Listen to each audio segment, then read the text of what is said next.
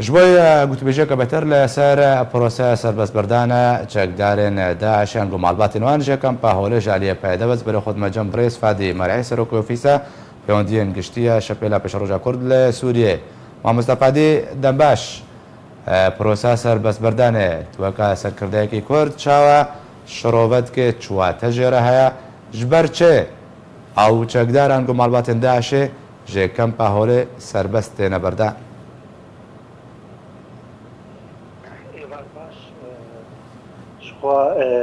بریکو ام برسوی بدن دوی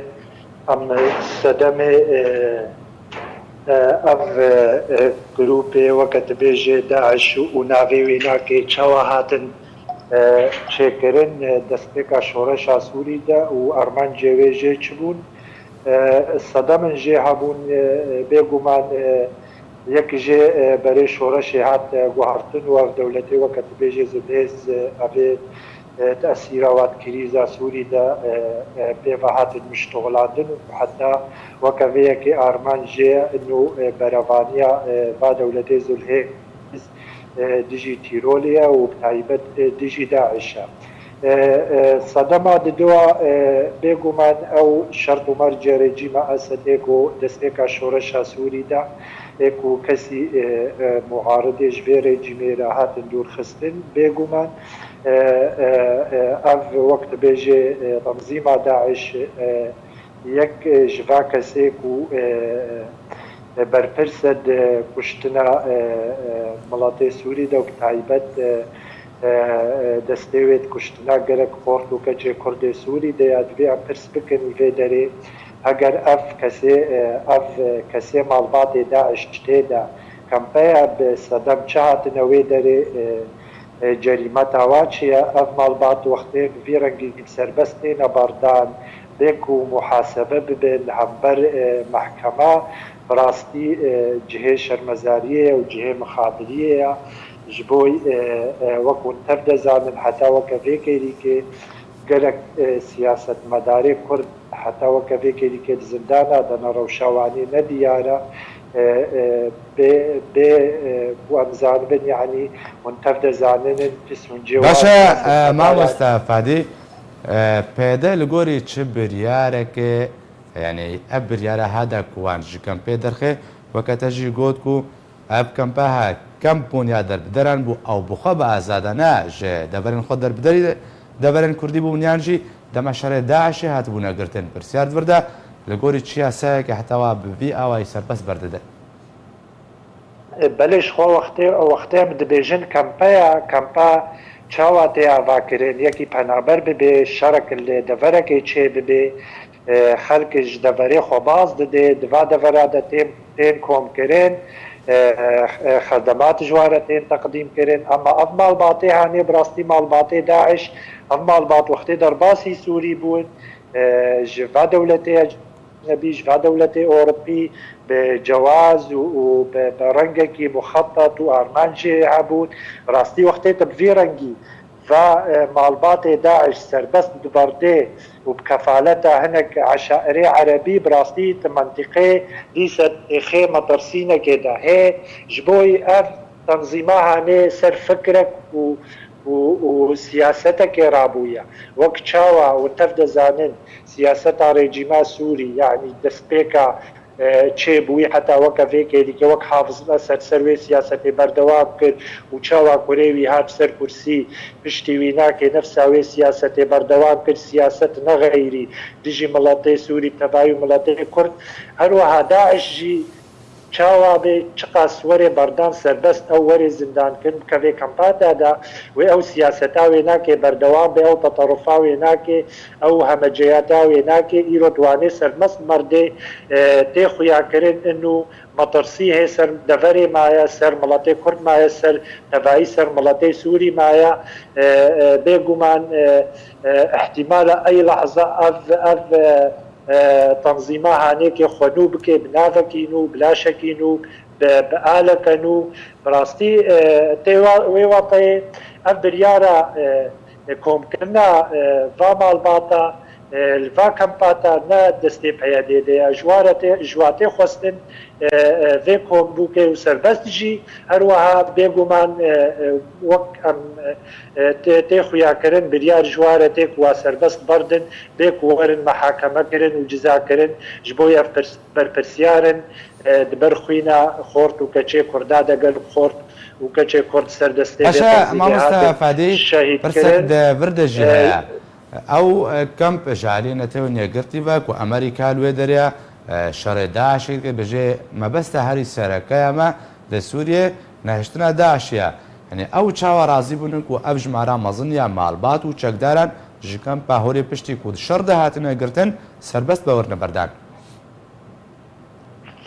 بلش خم مسألة دفيدري يعني امريكان جي دخوازي اف كريزا سوري بشكل دوف دريج بك يعني هروها امريكان جي دكس بك حتى وكفيك ليك انه هبونا ودندروي سوري دا ديجي تيروليا وبتايبت ديجي داعش جبر فيك حتى وكفيك ليك خيرات دفري وبتايبت دفرا كردي نفط وماما نفط فاني دستي خدانية سر ودبيجي ام بيخن جبوي برافانية دبر داعش و فصائلي بسر داعش ف اشخاص كاربي امريكان في وضعي بشكي ولو تبيجي دوف دريج بكي والقاسوي مستفيد بيش خيرات ودفري منطقي جبر فيك امريكان جي حتى وكفيك ليك نجدية في مسألة دي يعني امريكان وقتي بخوازي داعش وفا فصائلات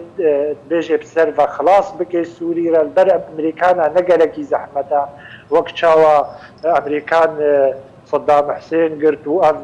تنظيم داعش واني نقبا شافوا روجا كده واستخباراتي واني يعني نقلك البر امريكانا واستخباراتي امريكانا زحمتها ويرو قضاء سر داعش بكي وكو تبدا زانن داعش نل دفرك آسيا وكاربي حمايتك خبكي دفرك راستا ومناطقي ويناك تفدا مناطق صحرائي وقت بيجي مناطق راستن جبر فيك امريكان حتى وكفيك ليك نجدية في مسألة دا وقضاء ولو بشكل نهائي سر بكي باشا ما مستفادي تخوازم دورده درونه بخسر قالوا باشا بروساس سربست بردانه برسفها پیده جدایی که بهتر جی 11,000 شهید و جبو دماغ و داعش هات جنابرن لاوین کردان خونا خرجا شهید کتن دورده برسف جبوی وان چیه يعني کجرین زاروکوان و سربست ورنا بردان و دهمان دمیده گارانتی ضامن چیه کجاره کدی اف کسین هاکوت یعنی سربست بردان جاره کدن ایریشی روجاوای کردستانی نکن مش خبر سف الفيدر برس الفيدر يعني اف وقت ما عولي ما دا زانين انه اف كسيهاني احتمال اي لحظه خنو بكن بنافك نو من آلك نودا من چكنا نودا ريشي دفري كردي بكن دفري جدروي دفري كردي مطرسيد فيدر او فكر او سياسه دمجيه في تنظيمي دا هر ويد من چمال باطي وابن چزاروكي وابن وبردوام مثلا شخصية إيروت يكي سربست بردش زنداني او ناكي دستيوي تخوينا كچو خورتي مدى هيا برپرسيارا رشاندنا خونا قلق خورت وكچي خورده ايگو شهيد كتن سردستي مثلا الفيدري حق العام هيا اگر افكس هاتن سربست بردان دفا كمبادا ولد زنداني دا حق العام حقيقه نابوري ملاتي كرد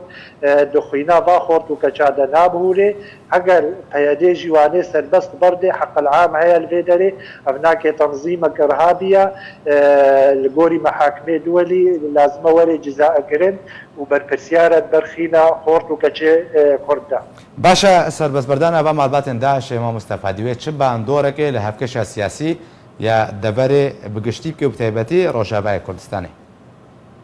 بلش خوا